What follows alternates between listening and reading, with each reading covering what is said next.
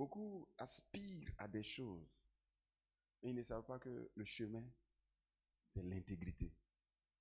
Nous avons reçu l'Esprit pour être capable de marcher dans les voies de l'Éternel. Si tu marches dans les voies de l'Éternel, tu seras enviable et tu n'auras pas de compte à rendre à quelqu'un. Quelqu'un m'entend? Psaume 84, verset 11. La partie pour laquelle j'ai pris la parole ce matin, c'est qu'il est un bouclier et il est un soleil. C'est-à-dire, il illumine la vie de ses enfants. Il protège comme un bouclier. Maintenant, la chose, c'est qu'on dit, il donne la grâce et la gloire.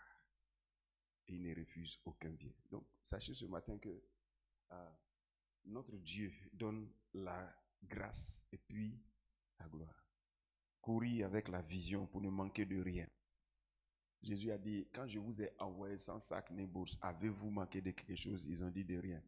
Ça veut dire que quand tu es dans la vision divine, tu ne manques de rien. Courir avec la vision divine, c'est décider de faire volontairement ce qui peut contribuer à la réalisation du but de Dieu pour vous.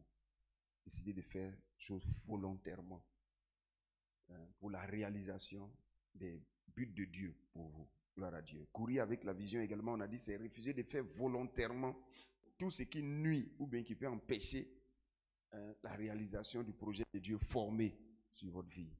Courir avec la vision également, on a vu que c'est s'imposer une discipline, une manière de faire, une discipline, une règle de conduite, de sorte à pouvoir se rendre utile à la réalisation du but de Dieu. Je m'impose une manière de vivre pour que je sois utile. Parce que si j'ai une manière de vie qui me rend inutile dans le programme de Dieu, je commence à avoir des problèmes. C'est ce que Pharaon a failli faire avec les enfants d'Israël. Il dit, charge-les de travail, de telle sorte qu'ils ne puissent pas avoir le temps d'écouter ces mensonges. Ce qu'il appelle mensonge, c'est la parole de Dieu. Il est culotté. Gloire à Dieu. Je fais mon programme de sorte que je sois utile à Dieu. Tu t'imposes une règle de conduite pour être toujours utile à Dieu. La même chose, tu te gardes pur pour être utile à Dieu. La Bible dit par exemple que celui qui se garde pur, il sera un vase d'honneur, utile à des grandes choses. Donc on se garde pur pour être un vase d'honneur. Amen. Pour être quelqu'un qui peut être utilisé par Dieu pour des choses importantes.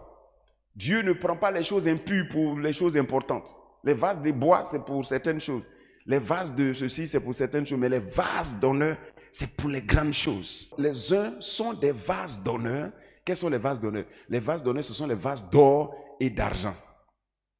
Donc les uns sont des vases d'honneur et les autres sont d'un usage vil. Les vases d'or et d'argent, ça ce sont les vases d'honneur. Maintenant, si donc quelqu'un se conserve pur en s'abstenant de ces choses, il sera un vase d'honneur, sanctifié, utile à son maître, propre à toute bonne œuvre.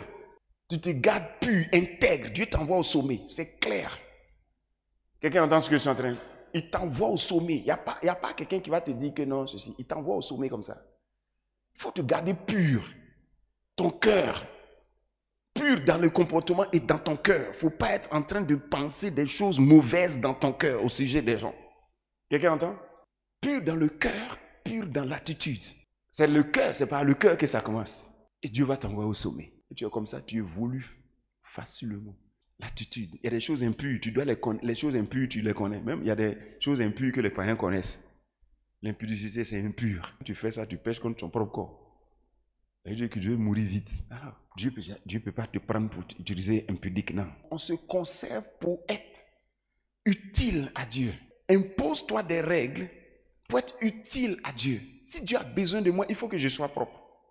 Si Dieu a besoin de moi, il faut qu'il me prenne. Quand tu es en train de marcher et que tu sens que tu as eu une attitude ou bien des paroles bizarres sont sorties de ta bouche et puis tu sens que tu te réponds. Puis tu demandes à Christ de te renouveler. Alors il va t'enseigner et tes pensées seront renouvelées. Vous avez été purifiés en Christ. C'est le statut. C'est pour ça qu'on vous donne des pasteurs. Sinon on allait vous laisser comme ça. On vous donne des pasteurs pour qu'ils changent votre caractère, votre mentalité, tout ça. Pour que Dieu vous fasse faire de grandes choses. On veut que tu sois prospère de la part de l'Éternel qui est ton Père. On veut vous donner un fondement pur. Une prospérité sans cachotterie. Une prospérité où tu n'as pas besoin de sortir la nuit seulement. Donc, courir avec la vision, c'est quoi? C'est être motivé en toute chose par le but divin qui vous a été révélé. C'est là que tu ne vas pas manquer de quelque chose. 1 Corinthiens chapitre 9, le verset 16. Si j'annonce l'évangile, ce n'est pas pour moi un sujet de gloire, car la nécessité m'en est imposée. Et malheur à moi si je n'annonce pas l'évangile. Verset 17. Si je le fais de bon cœur, j'en ai la récompense. Mais si je le fais malgré moi, c'est une charge qui m'est confiée. Verset 18. Quelle est donc ma récompense? C'est d'offrir gratuitement l'évangile que j'annonce sans user de mon droit de prédicateur de l'évangile. Ça veut dire quoi? Il veut dire qu'en tout temps, en tout lieu, tout quel que soit ce qu'il fait, il doit annoncer l'évangile. Quel que soit le travail. C'est qu'on dit courir avec la vision, c'est quoi? C'est être motivé en toute chose par le but divin qui vous a été révélé. Vous devez, pour l'évangile, tu vas à l'école pour l'évangile, tu vas au travail pour l'évangile. Tu vas te dire, mais attends, non, au travail pour l'évangile, ça veut dire, dans mon travail, je me conduis d'une certaine façon pour ne pas être un frein à l'évangile dans mon service. Tu utilises le cadre de ton travail pour contacter des gens pour leur parler de Jésus. Gloire à Dieu. Que le monde adore Dieu. Voilà. Que le monde adore l'Éternel. Quand on dit l'Éternel, que les gens fléchissent genoux pour lui. C'est ça. C'est ce que Christ est en train de faire. Il y a deux choses qui sont importantes avec Dieu. Deux choses pour lesquelles Dieu regarde la terre. Servir Dieu et puis lui rendre culte. Tout le reste là, c'est des choses qu'il nous donne pour que ça soit des moyens pour nous, pour le servir. Alors il faut être motivé par ça, quel que soit ce que tu fais. Courir avec la vision, c'est quoi encore? Courir avec la vision divine, c'est aussi être démotivé. Être démotivé par tout ce qui pourrait freiner ou retarder ou empêcher votre efficacité dans la participation, la réalisation du but de Dieu. Démotivé par tout ce qui pourrait empêcher la réalisation, ma participation à la réalisation du but de Dieu. Si j'ai une amitié qui est bizarre, qui fait que je ne peux pas bien servir Dieu, je me déconnecte. Une amitié qui ne me fait pas avancer, je me déconnecte. Pourquoi? Parce que je ne dois pas être retardé. Gloire à Dieu, je ne dois pas être retardé. Je ne dois pas être retardé. Alors, être démotivé par tout ce qui pourrait te freiner. Si c'est une amitié, démotivé. Si c'est un travail, déconnecté. Si c'est, en tout cas, tout qui pourrait me freiner. Causerie, démotivé. Il faut avancer. Parce que rien ne doit te retarder. Tu es béni. Donc si tu vois qu'il y a un caractère qui te fatigue, même chose. Ok. Philippiens, le chapitre 3, le verset 7. Lisons. Verset 7 à 8. Mais ces choses qui étaient pour moi des gains, je les ai regardées comme une perte à cause de Christ. Et même je regarde toutes choses comme une perte à cause de l'excellence de la connaissance de Jésus-Christ mon Seigneur, pour lequel j'ai renoncé à tout.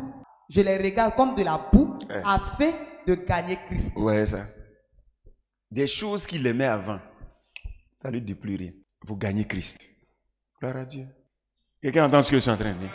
Donc quand tu as une vision là, il y a des choses, tu es obligé de frustrer certains domaines de ta vie. Donc quel intérêt y a-t-il à courir avec la vision? Premier intérêt, lorsque vous courez avec la vision, tout concourt à votre bien. Romains 8, verset 28. Tout concourt au bien de ceux qui aiment Dieu. Tu vois, quand tu cours avec la vision, tout concourt à ton bien. Tout concourt à ton bien. Tout va dans un même sens. Lorsque vous courez avec la vision de Dieu, l'Éternel partage ses secrets avec vous. Gloire à Dieu. Tu es concentré sur ta vision. Dieu partage avec toi ses secrets. Amen. Lorsque vous courez avec la vision de Dieu, la solution pour faire sortir des problèmes vous est révélée sans cesse. Jean chapitre 6, verset 5. Ayant les yeux levés et voyant une grande foule venant à lui, Jésus dit à Philippe, où achèterons-nous du pain pour ces gens. Donc, il disait cela pour le prouver, car il savait ce qu'il allait faire. Jésus-Christ, il sait toujours, même voilà, 5000 personnes, il n'y a pas de nourriture. Il dit à Philippe, on a acheté une nourriture où pour leur donner. Philippe dit, yeah, pour celle. On dit que c'était pour le mettre à l'épreuve, c'est pour le taquiner, quoi. 5000 personnes, et puis il y a eu 12 paniers restes. Qui dit mieux? Qui dit mieux? Mon Dieu est le plus fort. Qui dit mieux? Il y a quel féticheur qui a fait ça? Quel Satan qui peut faire ça dans le monde? Donc apprenez, hein? Courez avec la vision. Soyez intègres. Les bonnes choses sont pour vous. Père, je te rends grâce. Aide-nous à demeurer dans la vision. Aide-nous à demeurer dans la vision. Aide-nous à demeurer et à courir avec la vision. Parce que c'est la vision que tu approvisionnes. Je te remercie pour tous tes enfants qui ont écouté ce message. Je te remercie de les aider, Seigneur, à continuer de courir pour ne pas qu'ils manquent de quelque chose. Je te remercie, Père, au nom de Jésus. Quelqu'un dit Amen.